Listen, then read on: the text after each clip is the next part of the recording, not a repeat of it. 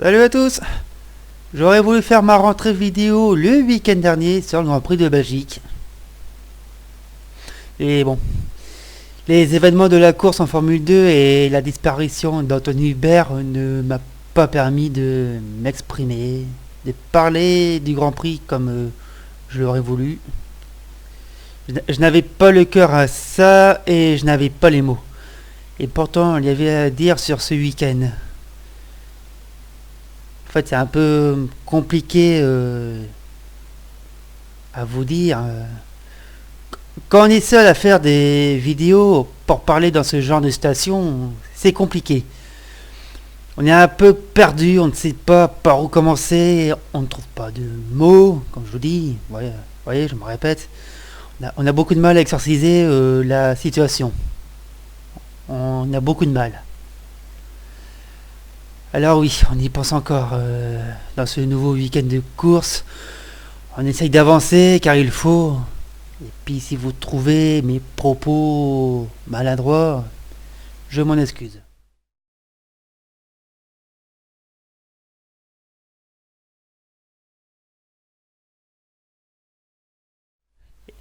Merci à vous d'être là, d'être au rendez-vous pour ce nouveau débriefing. Vous regardez le nouveau débriefing des Formula sur le Grand Prix d'Italie. Moteur.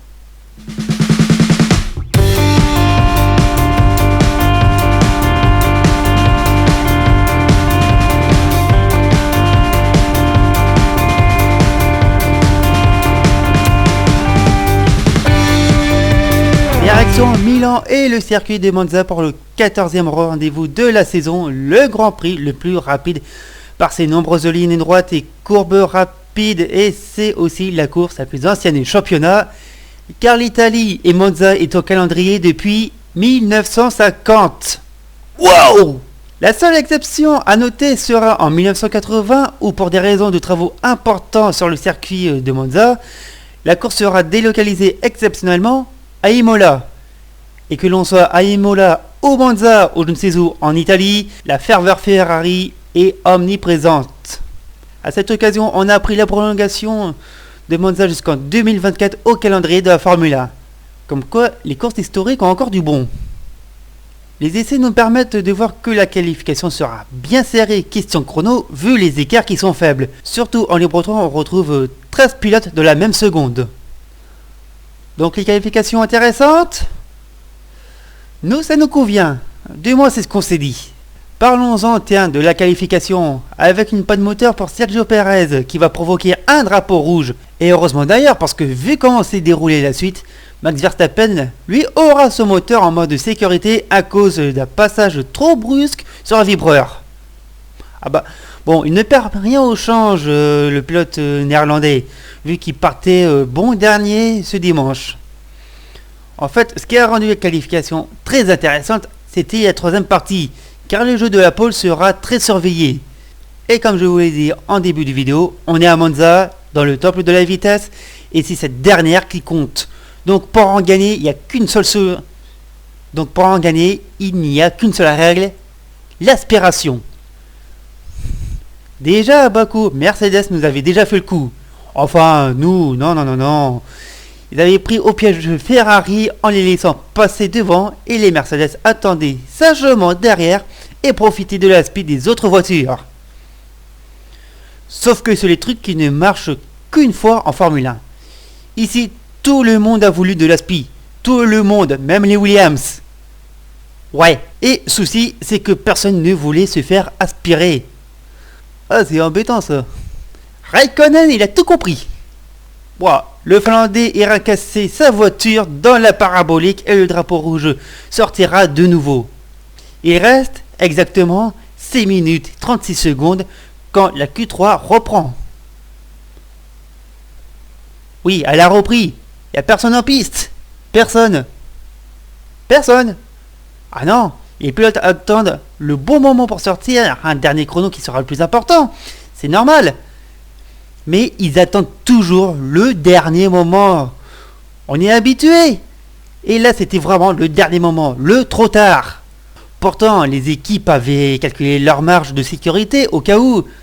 Mais il se passe que toutes les voitures en piste à ce moment-là sont restées groupées. ils sont restés groupés, ils s'observaient tous un par un et aucun n'a eu l'initiative de prendre les devants et d'attaquer. Seul Carlos Sainz a eu le temps de passer la ligne et de tenter un tour chrono. Et les autres n'ont pas eu le temps de franchir la ligne pour tenter leur chance. What the fuck? Sauf que ce n'est pas fini. Ah non, ce n'est pas fini. Ce tour de préparation fut mis sous enquête par les commissaires, ce qui est une première. Et l'idée de voir tout ce beau monde pénalisé... ouais, ben il n'en sera rien vu que les commissaires n'ont pas voulu insister sur la situation grotesque. Ils ont tout simplement réprimandé Nico Hülkenberg, Lance Stroll et Carlos Sainz pour vitesse inutilement lente. Ouais, ça doit être une première ça aussi. Et d'ailleurs, les commissaires en ont aussi profité pour demander à la FIA de rechercher une solution pour que ce type de situation ne se reproduise pas ou ne se reproduise plus. Bah allez, c'est pas gagné du tout. Et avec tout ce quiproquo, eh bien la pole position revient à Charles Leclerc, la 4e pour lui devant les Mercedes et Sébastien Vettel. Regardez, tout s'affiche ici. Et derrière tout ce beau monde, on retrouve les Renault sur la 3e ligne. Ah, ça aide quand il n'y a pas la Red Bull, hein.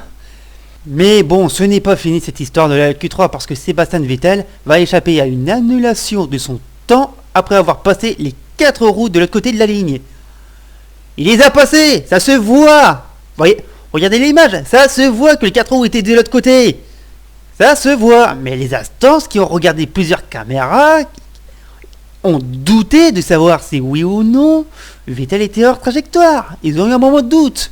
Moi je dis aux grandes instances que à ce niveau-là, c'est pas des lunettes qu'il vous faut. C'est un chien. Mais attention, on est en Italie. Il faut pas pénaliser une voiture rouge, ça porte malheur. Quoique remarque en course. Bon allez, on a vu une excuse. Et puis il y a aussi le cas Valtteri Bottas qui signe un chrono malgré le drapeau rouge suite à la sortie de Raikkonen. Ce qui a joué c'est le moment entre le déclenchement d'un poste de commissaire du drapeau rouge et l'annonce du dit drapeau rouge par le chronométrage de la FIA. Ce qui fait que Bottas avait passé la ligne avant que la séance apparaisse sur nos écrans comme suspendue. Et comme c'est ce dernier qui fait foi, Bottas a bien signé une 3e place dans les règles de l'art. Ouais, je peux vous dire qu'on va s'en souvenir de ce samedi. On en rigolera peut-être dans le passé, mais on va s'en souvenir. Oh là là. Et de cette course aussi, il faut en parler, parce que les Mercedes seront offensifs sur Leclerc et ils auront tout essayé pour passer. Mais avant, il faut revenir sur certains moments de la course, comme la régie qui était complètement bourrée au début, qui ne savait pas quelle image nous montrer, même quand Vettel fait encore une connerie. Oui, Vettel a encore fait une connerie, on ne les compte plus à force. On l'avait déjà vu l'an passé quand il voulait à tout prix forcer le passage sur Lewis Hamilton. Mais cette fois, il est allé tout seul dans sa connerie. Il est parti tout seul à Ascari, on sait pas comment. Trop de vitesse, perdu le train arrière, on sait pas. En tout cas, il est allé tout seul. Et quand il a voulu repartir, il voit bien qu'une voiture arrive.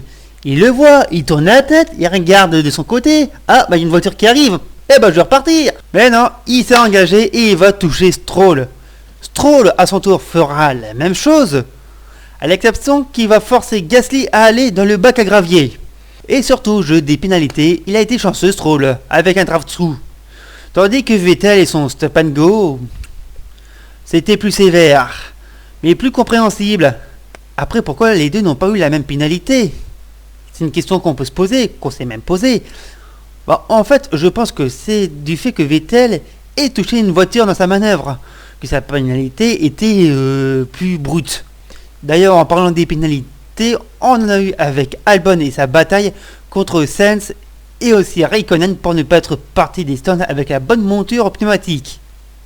Oh, et il y en a un qui a été chanceux de ne pas avoir été pénalisé, c'est Charles Leclerc, par ses manœuvres de défense envers Hamilton. Mais, il l'avait dit Leclerc, il l'avait dit.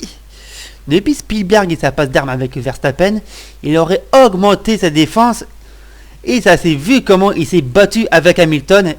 Alors oui, c'était limite et heureusement que la direction de course et que son équipe l'a tout de suite calmé.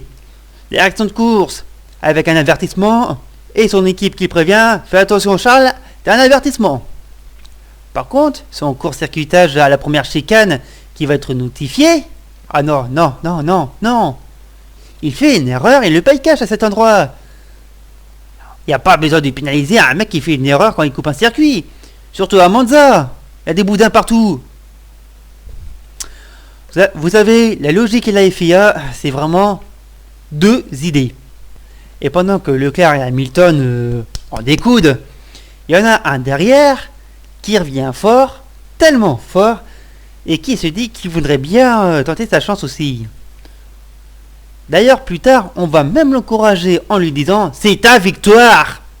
Bottas plus rapide qu'Hamilton et avec des pneus plus frais, nouvel adversaire de Leclerc pour la fin de course, mais pour ça, il faut que Bottas passe Hamilton. Ah bah oui. Chose qui sera faite car l'Anglais se loupe à son tour à la première chicane. Pour les complotistes, j'attends vos idées et arguments en commentaire. Faites-vous plaisir. Et non, Bottas ne va pas réussir à passer le jeune pilote de la Scuderia. Le nouveau prodige de l'équipe italienne va s'imposer et va résister aux Mercedes. Il va s'imposer à Monza devant les tifosi. 9 ans qu'on n'a pas eu une victoire Ferrari à Monza. 9 ans depuis Fernando Alonso et le Grand Prix de 2010. Oh la vache, ça date. Et chose étonnante, depuis l'ère turbo-hybride de 2014, c'est la première victoire non Mercedes à Monza.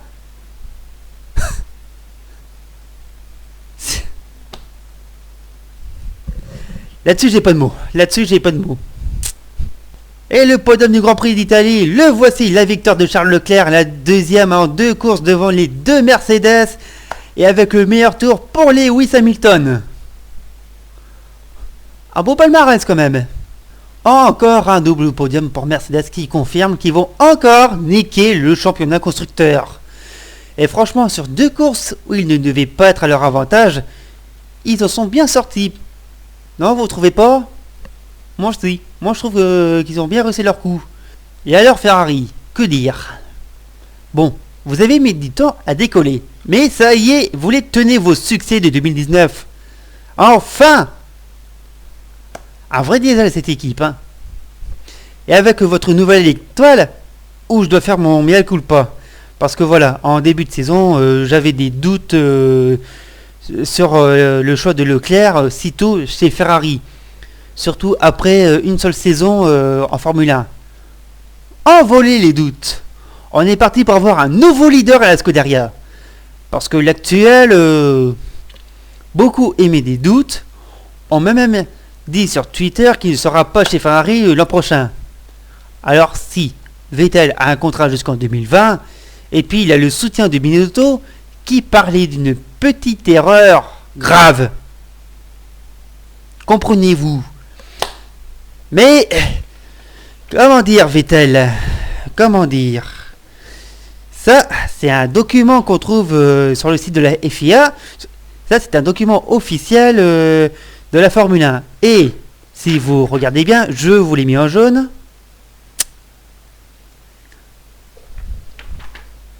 Vous avez compris ? Faut prévenir le Cabadouer par un one-shot avant la fin de l'année.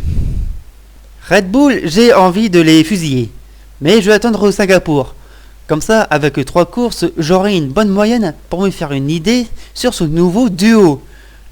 Puisque vous le savez, depuis Spa-Francorchamps, c'est Alexander Albon qui remplace Pierre Gasly dans la maison mère. Car en 2 courses, l'équipe a décroché 22 points. Si on compte la bavure de Spa et la pénalité moteur de Verstappen, à cela rajoutons la découverte d'Albon du top 10 et qui accessoirement veut montrer tout son potentiel à ses patrons, je commence à avoir des doutes. Mais il me faut plus de courses pour avoir une idée. C'est pour ça qu'on s'en fera une dès Singapour et on ira voir encore plus loin au moment du Grand Prix du Japon. On verra s'ils ont eu raison de ce changement. McLaren, qui tenait un excellent résultat avec Carlos Sainz, se tire une balle dans le pied et dans le portefeuille accessoirement pour un SF Royalise de l'Espagnol. Seul un petit point récolté par Lando Valentino Norris en Italie, après un week-end belge à oublier aussi pour Woking. Une équipe qui ne va pas oublier ce week-end par contre, c'est Renault. 4e et 5e. Alors oui, il y avait pas Red Bull et Vettel, mais les monoplaces de Losange ont tenu leur position du début jusqu'à la fin de la course. Comment expliquer cela? Comment expliquer? Et dire que depuis le début de l'année, genre, mets plein la gueule à Renault. Ah bah, je me fais plaisir sur eux, il faut voir la situation. Et là, ils nous sortent un P4 et un P5. Je sais même pas si eux arriveraient à nous l'expliquer. Et c'est le meilleur résultat de l'équipe française depuis son retour en 2016. Pourvu que ça dure. Pourvu que ça dure. Pas de points pour Toro Rosso avec le Kvyat qui connaîtra le même sort que Sainz.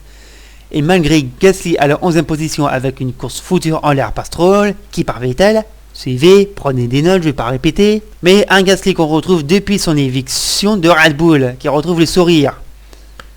Il y a aussi l'hommage à Antoine Hubert qu'il a tenu avec ce casque. Merci Pierre. Alors Racing Point peut dire merci à Perez d'être parti très loin et de ramener des points malgré la bonne passe de Stroll sur la grille. Et puis la suite, vous la connaissez. Mais quand même, 2 casse-moteurs en 2 courses, ça pique pour l'équipe anglo-canadienne. Et accessoirement, ça inquiète Mercedes ces casses. C'est un client pourtant, mais ça peut arriver dans l'équipe mère. Attention, il ne fallait pas se louper pour Alfa Romeo à domicile, surtout pour Antonio Giovinazzi qui pourrait perdre son baquet en fin de saison au profit de Nico Hülkenberg. Possibilité, attention. Mais heureusement que le pilote italien a fait bonne figure à Monza, contrairement à Kimi Raikkonen qui a vécu un week-end pourri. En résumé... Ah merde.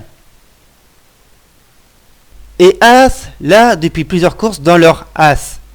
C'est quoi leur problème? Si on enlève les 10 points marqués en Allemagne au classement par l'équipe américaine, elle n'aurait plus scoré depuis Monaco. Alors c'est quoi leur problème? La voiture qui n'évolue plus, les pilotes qui n'y arrivent pas le dimanche, les pneus, le modèle de l'équipe, As nous déçoit, carrément. Parti comme c'est parti, elle va pas faire long feu après 2020. Personnellement, je commence à avoir des doutes sur cette équipe. C'était pas l'équipe As qu'on a connue à ses débuts. Elle est en train de se péter la gueule. À ce niveau-là, ils vont terminer comme Williams. Tiens, Williams, parlons-en. Bah, il n'y a rien de nouveau en fait. Déjà, quand on voit les ailerons qu'ils ont utilisés pour Monza, honnêtement, je me demande s'il y a encore des sous dans la machine à café de la cafétéria de l'équipe. Je me pose encore la question. En tout cas, on a eu une excellente course à Monza pour cette saison. Contrairement aux autres où ils n'étaient pas vraiment terribles. Il faut de l'appeler à Monza pour que ce soit super à regarder. Mais là, cette année, on a eu de beaux spectacles. Revoir une Ferrari gagner en Italie et la ferveur permanente des tifosi, ça sera un 7 sur 10 pour cette course. Excellente course à garder, à mettre de côté. Peut-être à regarder plus tard en replay comme l'Allemagne. On va jeter un œil au classement des pilotes. On retrouve toujours Lewis Hamilton en tête avec 284 points. Valtteri Bottas toujours derrière avec 221 points. Max Verstappen est séparé que de 3 points d'écart vers Charles Leclerc avec ses 2 victoires. Ce qui relègue Sébastien Vettel à la 5e position. En deuxième partie, on retrouve Nico Hülkenberg, Kimi Raikkonen, Sergio Perez, Lando Norris, Lance Stroll, Kevin Magnussen, Romain Grosjean, Antonio Giovinazzi et les pilotes Williams. Du côté des équipes, Mercedes toujours en tête avec 65 points devant la Scuderia Ferrari qui retrouve de l'air face à Red Bull. Renault qui reprend de l'air aussi face à la concurrence avec le résultat de ce week-end. Derrière, Racing Point essaye de remonter sur Toro Rosso, tout comme Alfa Romeo, suivi de As et de Williams qui a toujours son petit point, qui est toujours en suspense avant la fin du mois de septembre, puisque l'appel d'Alfa Romeo pour le Grand Prix d'Allemagne est toujours d'actualité. Mais ça, on en reparlera quand il y aura le jugement. Petite nouveauté dans le débriefing. Eh ben, c'est une petite revue de presse qui revient sur ce qui est sorti. Oh, le générique! Ça va pas, non, de me couper la parole? Non mais dis donc, tu t'es cru à Canal Plus ou quoi? Tu m'as pris pour un podium? Alors? Ah, sensé ça. Je disais donc que je voulais revenir sur certaines actualités sorties dans la presse. Comme par exemple Vettel. Ah bah tiens, restons en Italie. Vettel qui veut 50 plus chez Ferrari. Oh, elle est drôle. Avec la boulette qu'il a fait aujourd'hui. Non. 50 plus. Et un champion du monde en plus. Alors ça c'est drôle. Pour le coup ça c'est drôle. Sauf que 2019 c'est toujours pas fini. 2020 on sait pas comment ça va se passer. Mais en attendant, s'il peut nous la refaire à la prochaine course, parce que ça là, elle est drôle. Si, ça là, elle est drôle. Elle est très drôle. Alors qu'est-ce qu'on avait d'autre? Beyond the Grid. Ça c'est le podcast de la Formule 1 qu'on retrouve notamment sur YouTube. Et leur dernier invité, dans leur dernière émission, c'était Pastor Maldonado. Le crash test humain. Ah bah, on se souvient plus de ses exploits sur la piste que de sa victoire en Espagne en 2012.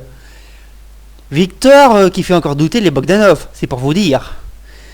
Alors Maldonado, qu'est-ce qu'il déclarait? Ah oui, il disait qu'il était passé tout près d'un volant chez Ferrari en 2013. Hé hé, lui aussi il est drôle. Par contre, celle-là... Alors celle-là... Il n'y a pas de mot. Elle est tout simplement... Elle est tout simplement ridicule, celle-là. Non mais vous imaginez, Maldonado chez Ferrari. Tout ça parce qu'il a eu des contacts avec Stefano Domenicali à l'époque. Ouais, c'était juste un café, allez. Non mais là, Maldonado... Tiens, pour ceux qui se demandent qu'est-ce qu'il devient, le Vénézuélien, il roule, du moins il roulait en endurance. C'était encore chez... Il roulait chez Jota Sport. Voilà, il roulait chez Jota Sport en LMP2. Et je sais que là, l'endurance a repris sa nouvelle saison, et il n'y roule plus. Je sais même plus ce qu'il fait du coup, alors... Alors, tiens, on a Alexander Albon, qui a fait de bonnes courses pour ces week-ends, mais qui s'est fait allumer par Daniel Kvyat. On sent le russe un peu rancunier parce que dans la déclaration, il était étonné des éloges qu'on ait pu faire à Albon. Oui, parce que il se passe que le nouveau pilote Red Bull a passé 36 tours derrière le russe, avec une modeste Toro Rosso à Spa-Francorchamps. Alors le russe, je sens qu'on le sent rancunier. On le sent rancunier de cette promotion, d'une seconde chance qu'il est passé sous le nez chez Red Bull. Je pense que c'est ça. Et on va terminer par ceci, par Alonso. Il était ce week-end à Monza, mais c'était plus pour parler du programme IndyCar avec Zach Brown. Voilà, il s'est quand même dit tenté par les futures règles de 2021. Alors c'est sûr, McLaren et Alonso en 2020 pour la F1, c'est mort, c'est foutu. Même dans une autre équipe, tiens. Mais par contre, Alonso de retour en 2021, je demande à voir. Déjà, qu'il s'essaye au Dakar, qu'il fasse une saison complète en IndyCar, et après 2021, on en reparle, Fernando. Mais honnêtement, pour moi, c'est non. S'il te plaît, ne reviens pas. Ne reviens pas. Voilà, je pense qu'on a tout dit du Grand Prix d'Italie, de tout ce week-end, de cette revue de presse. Je pense qu'on a tout dit. C'est pour ça que cette vidéo, elle s'arrête là. En tout cas, merci à vous de l'avoir suivi. Vous pouvez retrouver le débriefing sur YouTube, sur Twitter, sur le site. J'essaie de réécrire 2-3 articles. Et la vidéo, comme toujours, vous la partagez, vous la commentez, vous vous abonnez au site. Et je vous donne rendez-vous dans 15 jours pour le Grand Prix de Singapour. C'était le débriefing des Formula. Merci, bravo et à bientôt.